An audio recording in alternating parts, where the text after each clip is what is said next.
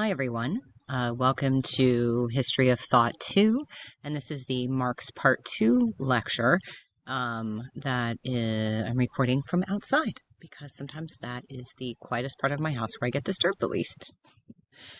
Anyway, so just kind of a review in Part 1.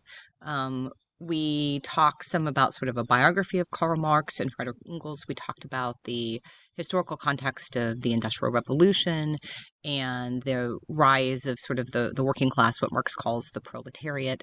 And we also talked about sort of different ways to look at Marx. So we talked about Marx as philosopher of history and the human condition, these ideas of what it means to be human. And last time we talked about his notion of species being in connection to that.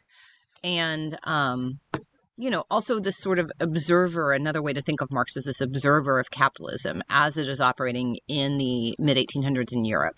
What are its effects on humans? And, that's really when we began to explore the concepts of alienation and commodity fetishism.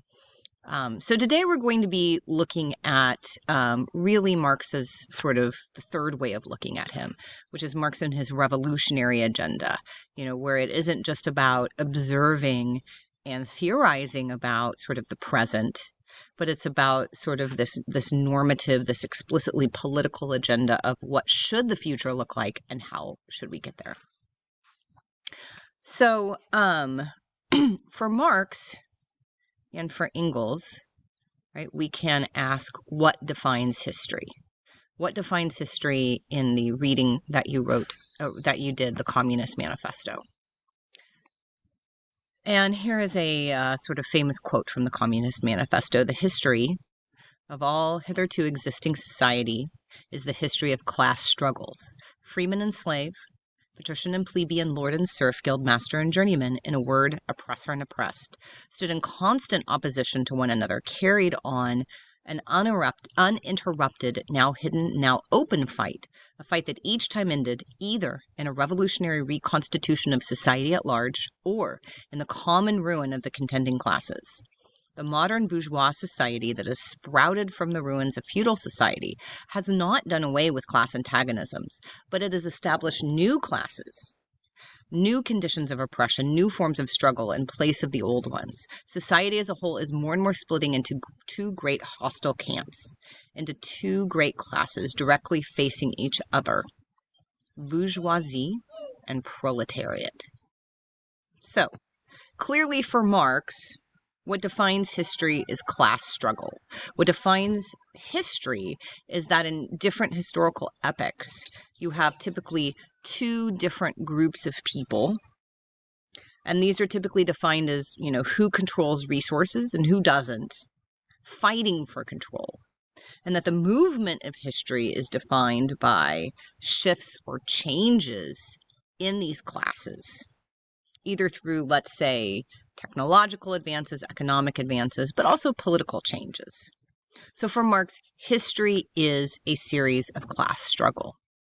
And a lot of people in Marx's time were viewing kind of the Industrial Revolution and that new time period through a different lens. And he's saying, look, if you look back to feudalism, we've talked about this in the class, that old kind of model of medieval Europe where you had most people being peasants working a particular piece of land, cultivating a particular piece of land, and you kind of had this very small ruling class of lords, right, with the king at top, and that peasants had certain kinds of obligations to the lord, providing a certain amount of surplus of their product, fighting in wars that the Lord wanted them to, and then the Lord offers them protection. This is a very hierarchical, stratified class society.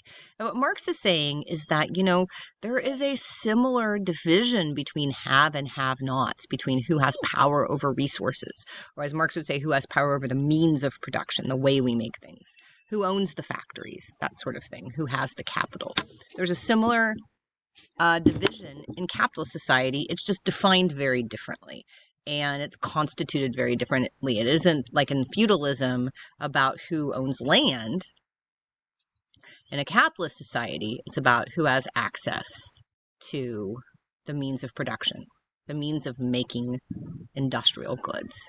So money and capital. So history is defined for Marx by class struggle. And this is really central to Marx's philosophy of history, that he sees history as the series of class struggle, right? And that, he kind of, this is kind of Eurocentric history, but it's sort of a history where he's looking back on the history of what we would call today maybe Western society. And that he's seeing that it's always defined by class struggle. It may be defined differently. The groups may be different. Their differences may be based on different things, but there's always sort of these competing classes of the powerful and the powerless.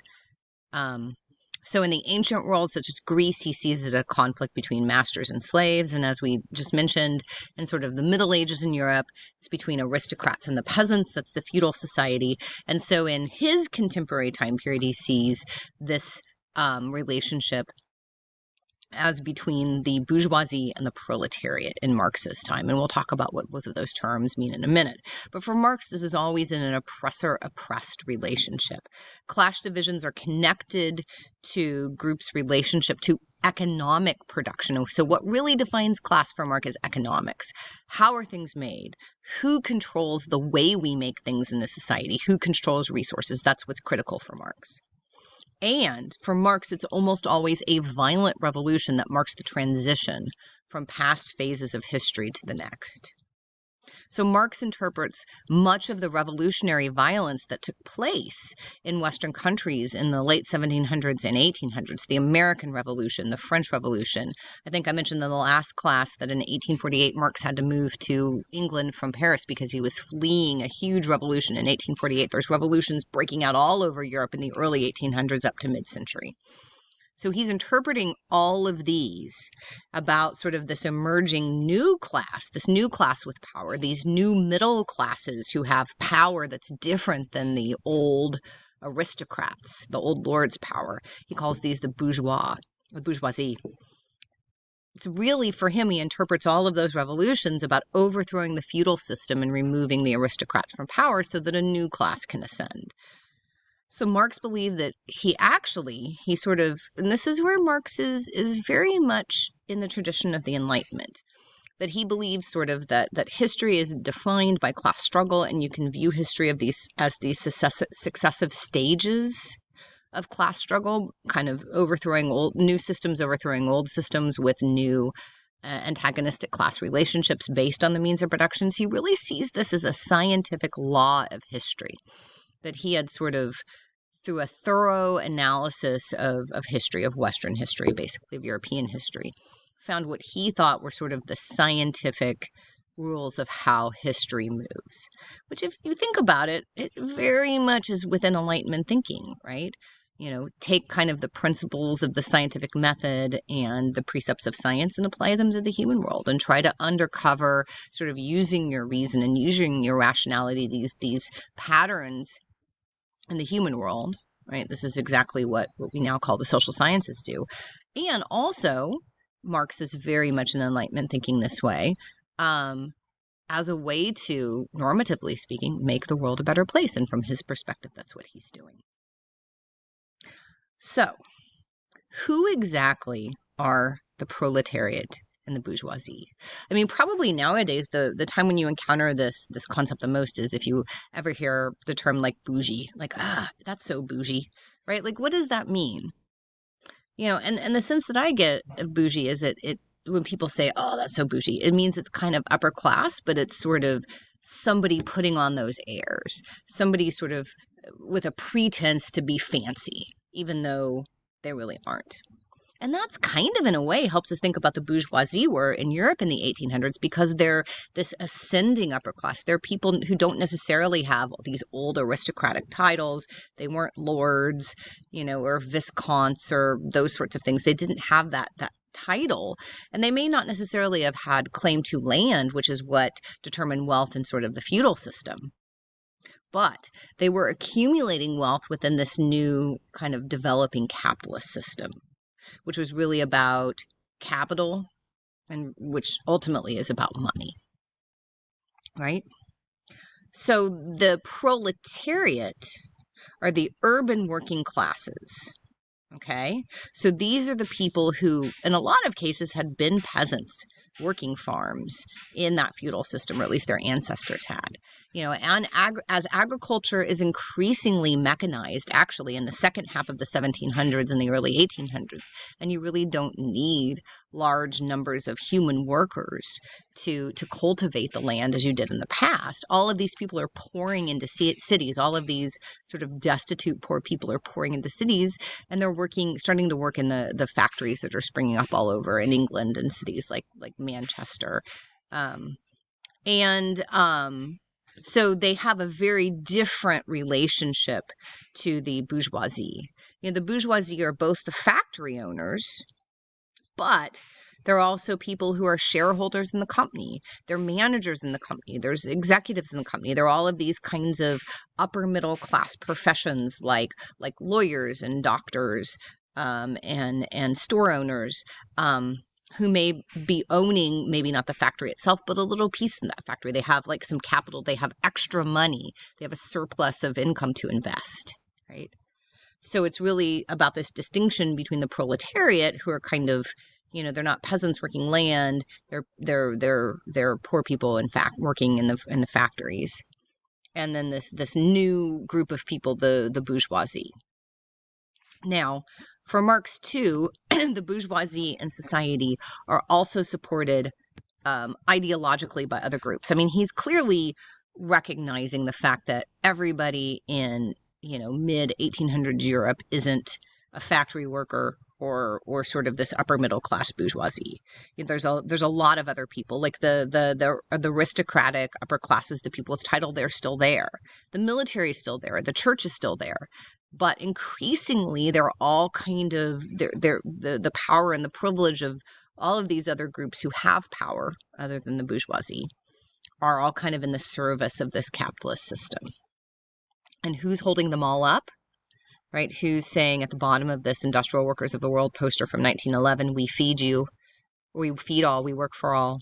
It's the workers. And it isn't just the industrial factory workers, it's also the individuals who are still working agriculturally. So, you can really see, even if we look at the world more nuanced than just kind of the bourgeoisie versus proletariat, and kind of see, okay, there's other divisions that exist. For Marx, it's still really about the haves, which is everybody in the upper layers of this image, and the have-nots, which are the groups at the very bottom holding everything up. And for Marx, what's interesting about the proletariat, the sort of urban working class who are working in factories as after the onset of the Industrial Revolution, is that the only means of subsistence they have, the only way that they have to sort of buy food and clothes and shelter, is to sell their labor power for a wage. Remember, under the feudal system, you were tied to a particular piece of land, and it was very difficult to leave. But you had some kind of guarantee from your landlord that they would give you sort of extra food if there was a bad harvest, that they would protect you from marauders, that sort of thing. I mean, under the capitalist system, at least you aren't obligated to stay in one place, but you don't have those same kinds of protections, right? You have to sort of provide for yourself in hard times through that wage that you get for selling your labor. And Marx really sees the proletariat and the bourgeoisie in a capitalist system as occupying very conflicting positions. Why would this be? And you think about what sort of incentives that both of these groups have in the context of, let's say, a factory. So workers, the proletariat, obviously want their wages to be as high as possible, right? While owners want wages to be as low as possible. Bourgeoisie want wages to be as low as possible to reduce costs and increase their profits. So for a number of reasons, which we'll talk about soon, Marx sees this as an incredibly unstable system, like all the sort of previous systems, like kind of the Greek slave system, like the medieval feudal system, and that he thinks that it's just kind of a law of history that inevitably there will be a conflict between the competing classes, and that the bourgeoisie will lose. So before we get to the specific conflicts or sort of conflicts within capitalism that will cause the system to collapse, according to Marx, I want to just talk kind of briefly what he thinks comes after capitalism. And so for Marx, you have two stages after capitalism. The first he calls socialism. And again, these are very different than the way that people in the 20th century and even in the 21st century use these words. And so I want you to kind of, strip away of the connotations that you associate with them, and let's think about how Marx is using them. And maybe then that can help us understand how later groups sort of use these terms in similar and different ways. So the stage after capitalism and his sort of, what he sees as this, quote, scientific view of history is socialism. And socialism for Marx is when the proletariat, when that sort of urban working class, and obviously as industrialization is going farther and farther, and as capitalism is spreading across the globe, that urban working class is growing vastly numerically for Marx. That socialism is the stage for Marx where the proletariat actually overthrows the bourgeoisie, that there is a revolution, like there has been in previous stages, according to Marx's perspective. And you have what he sees as a dictatorship of the proletariat. So you have public ownership of the means of production, which basically means socialized production. And for Marx, that means the state controls production. Right? So industry is owned collectively by the state, and the state is run by the proletariat. But then, I mean, and in a way that's kind of what a lot of what called themselves communist societies in the second half of the 20th century attempted to do, at least ideally.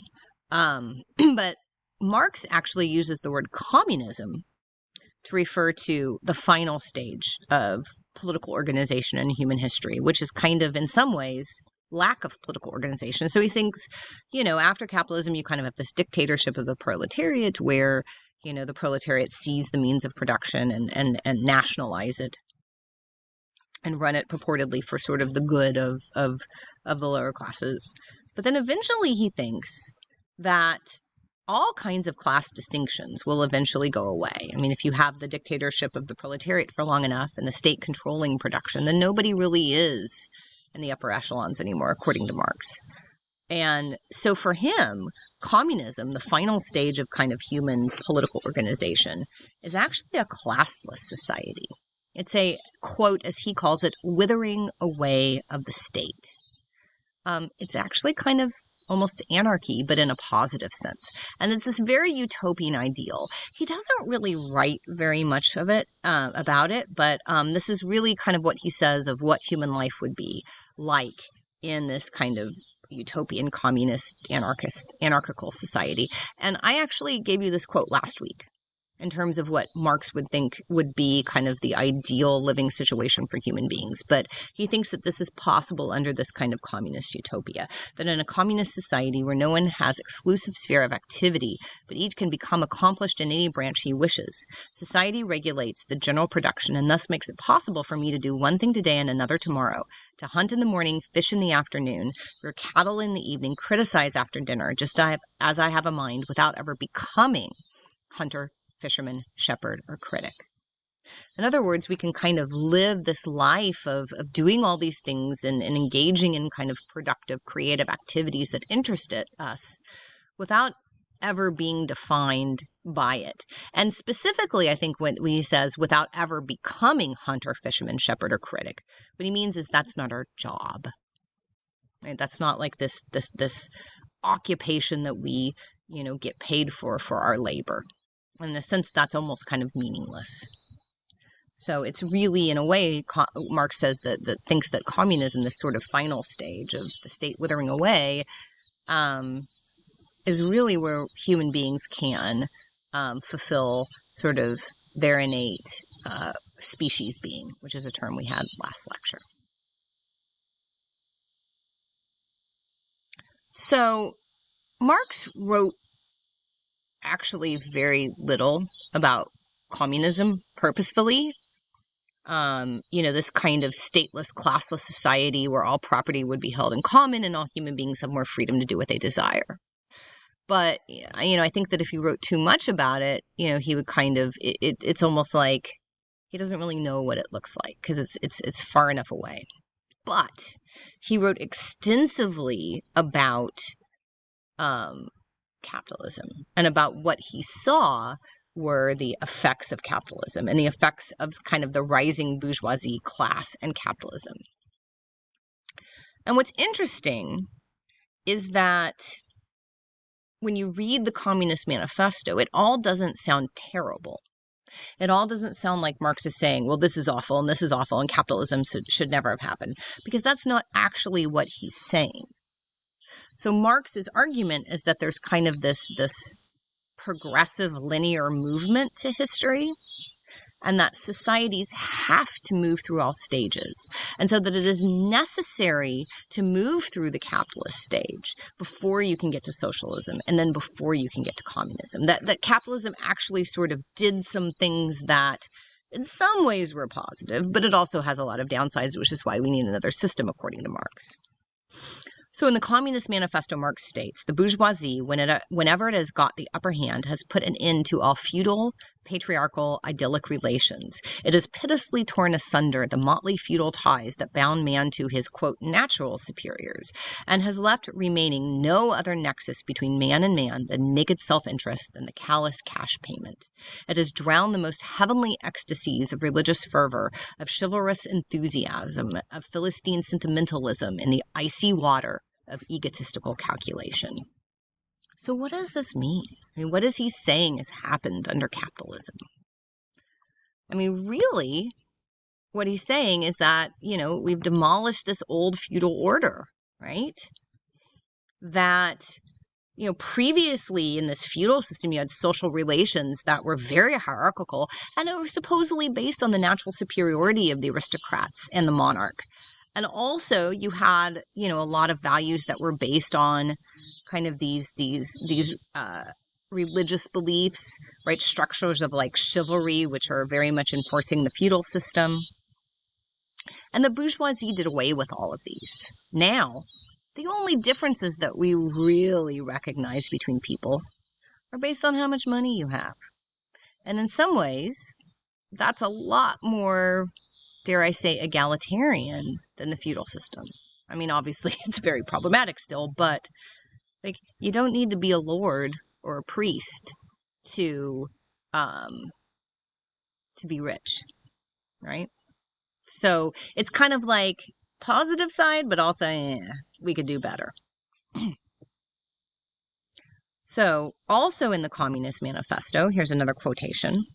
The bourgeoisie, during its rule of scarce 100 years, has created more massive and more colossal productive forces than have all preceding generations together. Subjection of nature's forces to man, machinery, application of chemistry to industry and agriculture, steam navigation, railways, electric telegraphs, clearing of whole continents for cultivation, canalization of rivers, whole populations conjured out of the ground. What earlier century has even a presentiment that such productive forces slumbered in the lap of social labor?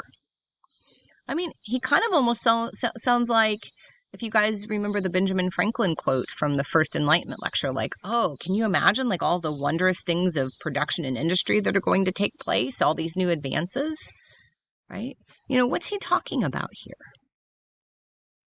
Really, what Marx is referring to is the Industrial Revolution and industrialization, this massive increase in productive forces that humans can make lots more stuff on a much bigger scale. Probably one of the most massive transformations in how we make things and how we produce things in like 10,000 years of human history.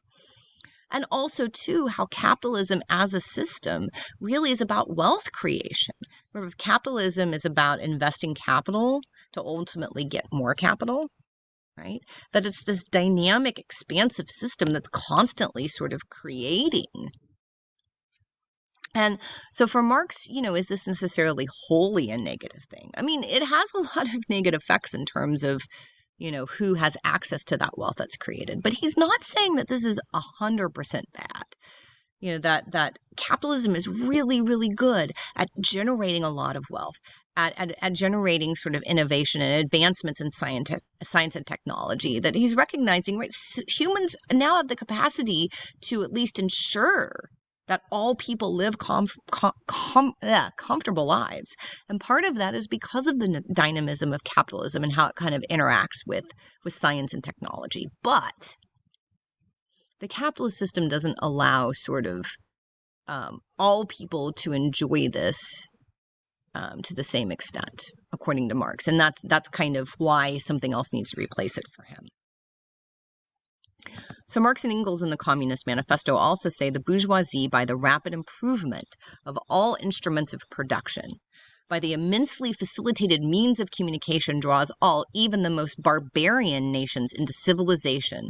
The cheap prices of its commodities are the heavy artillery with which it batters down all Chinese walls, with which it forces the barbarians' intensely obstinate hatred of foreigners to capitulate. It compels all nations, on pain of extinction, to adopt the bourgeois mode of production. It compels them to introduce what it calls civilization into their midst. In other words, to become bourgeois themselves. In one word, it creates a world after its own image. Now, obviously, we would kind of critique his use of the word barbarian, right? He's talking about non-European peoples. But I think there's still a germ of a really important idea here. Right? He's talking about today what we would call globalization. The global spread of the capitalist economic system. And it's interesting that, he's talking about sort of Europeans trying to get into the Chinese market. I mean, China is ostensibly a Marxist-based economy, but for all practical purposes, even China is a capitalist economy and probably one of the largest capitalist economy in the world now.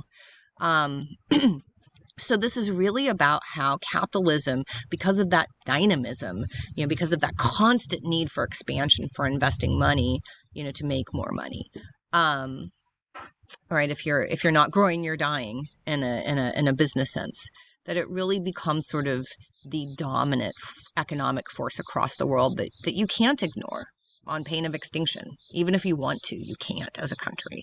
And it's sort of prescient that he's writing this in the mid-1800s because, we're there in 2020. Absolutely. But also recognize this is also not done in a peaceful way. This isn't about like peaceful trade policies. Right? This is really about imperialism and neo-imperialism, and other Marxist writers after Marx will talk about kind of the importance of how capitalism is spread globally through European imperialist and neo-imperialist policies. So for Marx, capitalism creates enormous wealth and productive technologies. It's really good at doing that. I mean, if the capitalist system is very different than the feudal system, and there's a lot of good things about that. And it's a necessary stage of history that human societies must go through. But it is not the final stage. It's not the final stage because of what Marx sees as problems with capitalism. And we talked about some of these last time, but we'll go into a few more. So,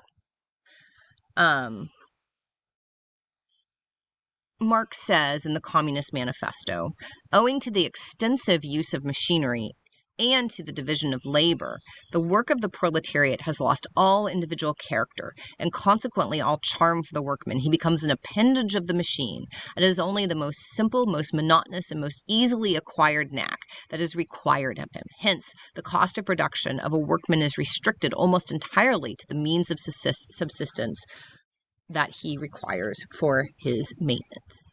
And so that is really, in a way, talking about one level of alienation, which we talked about last time. So we talked about alienation, that we're sort of alienated from the products of our labors because of Marx's idea of species being that we're these sort of innately that human beings want to sort of productively create, but that being a cog in a factory system sort of alienates you from yourself, and it alienates you from others, and recognizing their species being because you're competing for wages. And then we also talked about the idea of commodity fetishism, right? That there's this something under capitalism when you commoditize things, that there's something beyond sort of use value, like, oh, this is a t-shirt and I need to wear it.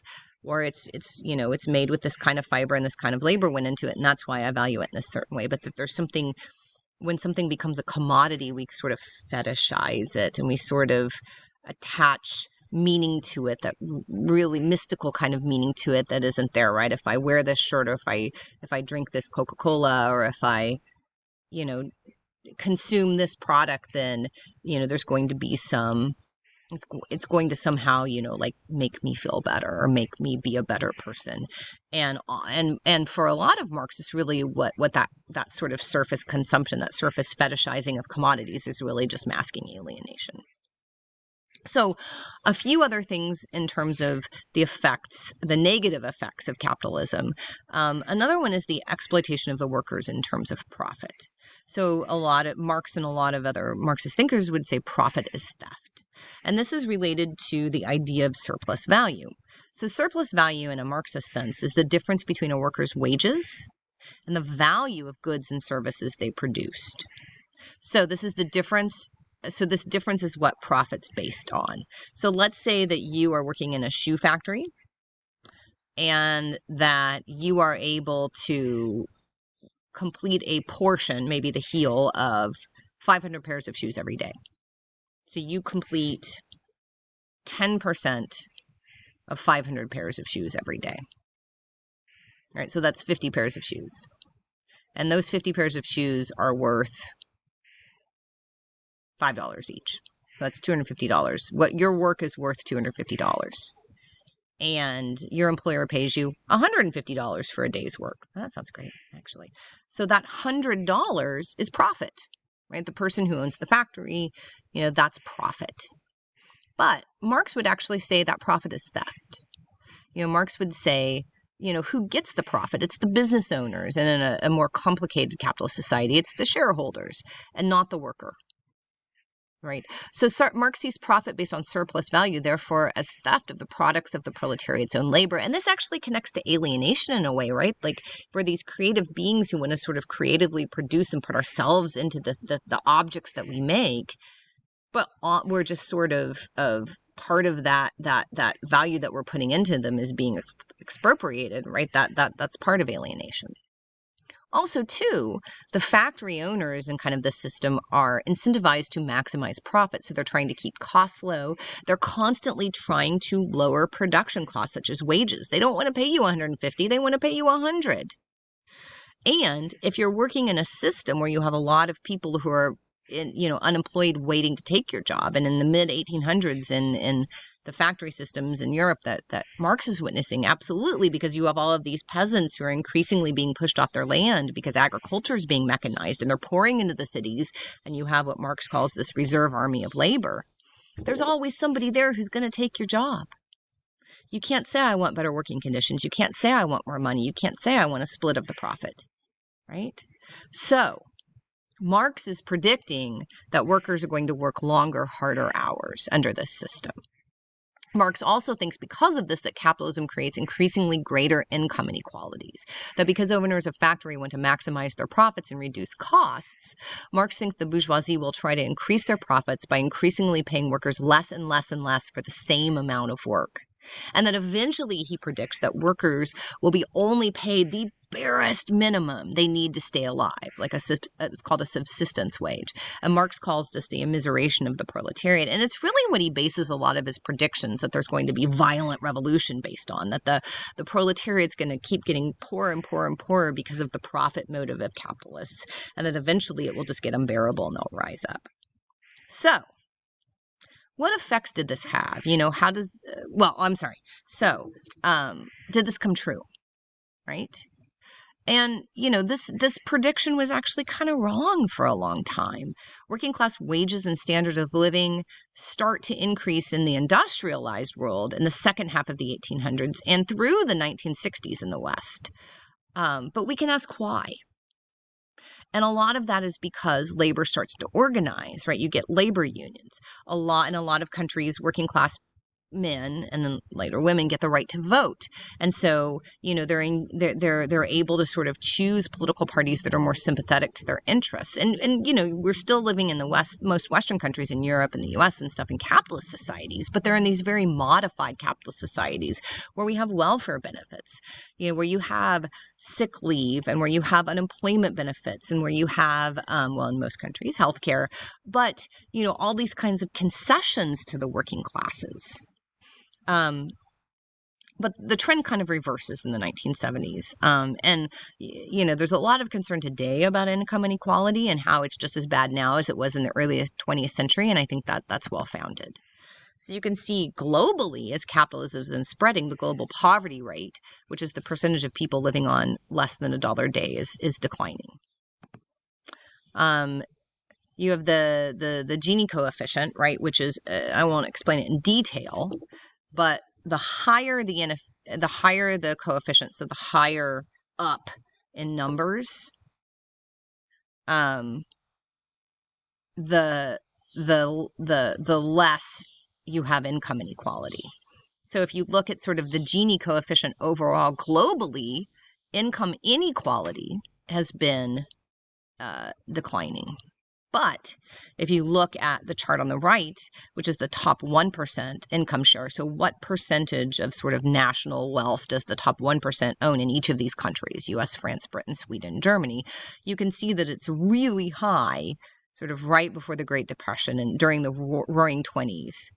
And you can see that it's declining a lot in the 40s, the 50s, the 60s, the 70s, where you have a very strong welfare state in a lot of these countries. So a lot of benefits to workers that are state mandated or sort of given by the state, and strong unions. And that with kind of the return of more conservative economic policies, income in the 80s under like Reagan in the US and Thatcher in Britain, these inequalities start to climb. Now, income inequality might necessarily be a good or bad thing. It depends on your perspective, right?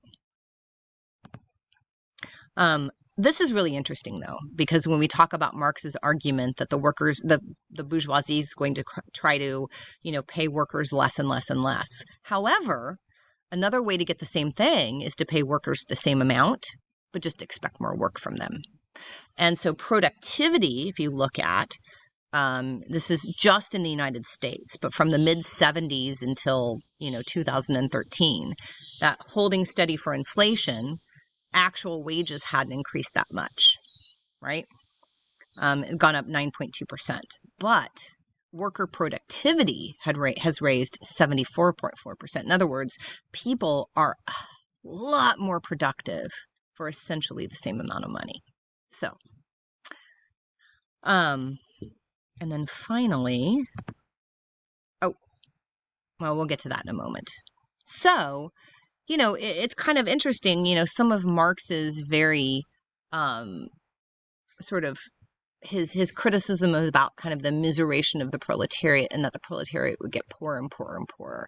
I mean, you do get a lot of political and economic concessions throughout even the late 1800s, but definitely in the 20th century to the working classes. But, one could argue, I mean, there's two different perspectives. One would be, that's really about the proletariat gaining power within the capitalist democratic political system, and that's a good thing. I think a more cynical Marxist view would say, that's just the bourgeoisie staving off the revolution, right? That's just the bourgeoisie giving the working class kind of these small concessions in order to stay in power. So I think there's two very different ways of looking at it. A final kind of criticism that Marx has of capitalism is that Marx thinks that capitalism is inherently crisis-prone, and that market instability would be a permanent feature of a capitalist economy, that the unplanned and explosive growth of capitalism does not occur in a smooth manner, according to Marx's observations, but is interrupted by periods of stagnation and decline, recessions, depressions, and we often call this today the business cycle, the sort of boom and bust cycles. And, I'm not going to talk about specifically, Marx identifies lots of different kinds of crises. If you're interested in the ways that crises occur for Marx, overproduction, excessive liquidity, declining rate of profit, I'm more than happy to point you in ways where you can learn about that. But what Marx thinks is that eventually these crises will get so frequent and so large, the system itself will just fail. And here's a chart of a list of the major financial crises of the modern capitalist era, 1800 to present. I just added a new one, COVID-related global economic crisis. We really don't know what's going to happen there, but it's really kind of phenomenal how many there have been. But it's also pretty phenomenal that global capitalism is still here. So, when does this happen, right? When is it that crises become so frequent and so great that the system collapses? I mean, the Great Depression was probably the most significant crisis where people were really questioning the system. Maybe we're in one now. I don't know. So From the viewpoint of the 21st century, we often see Marxist-inspired, they would call themselves communist regimes, I would say they're actually socialist regimes, as a failure. And also, I think, very rightly recognizing their illiberal and totalitarian aspects. I mean, the Soviet Union, I think, would have made Marx roll in his grave. And needless to say, Marx would have been horrified by the Gulag. But, the problem with many large-scale utopian visions of social engineering, and this is regardless of your ideological persuasion, is that they can go terribly wrong when put into practice. So certainly Marx's ideas about the problems with capitalism help inspire workers' movements and other calls to reform capitalism that are part of our world today, right? To limit work hours, laws on safe working conditions, minimum wages, benefits like healthcare and pensions. But each time a new global economic crisis comes upon us, people start to return to Marx and his ideas about the instability of capitalism as well as its toll on human beings. And I think, especially these sort of more psychological ideas of alienation and commodity fetishism still really connect with us today. So do these problems that Marx points out, that I think a lot of them are very rightly so, I mean, critiques of capitalism that are legitimate, do they simply require more reform to our existing system? So in the U.S., universal health care for all within kind of a capitalist framework? Or do they require a complete overthrow of the entire system? And I think one doesn't necessarily need to invest wholly in Marx's sort of scientific laws of history that you move from one stage to another to recognize that a better world could be possible, right? So in this class, many of the thinkers we will study in the future throughout the rest of the class will be influenced by these issues of these inequalities that analyzed by Marx and others. However, they're going to push beyond Marx, looking at things like the role of the cultural sphere in capitalism, as well as understanding how other kinds of inequalities besides class, such as race, ethnicity, gender, sexuality, operate and intersect with capitalist structures. But what's interesting, as much as we sort of theorize beyond Marx and understand sort of his limitations, there's still kind of this continuing appeal of his ideas. And one thing I definitely want to talk about, and kind of that final article that you guys were assigned is, are these ideas still relevant today? And if they are, what do we do with them? Thanks, and I'll talk to you guys in class.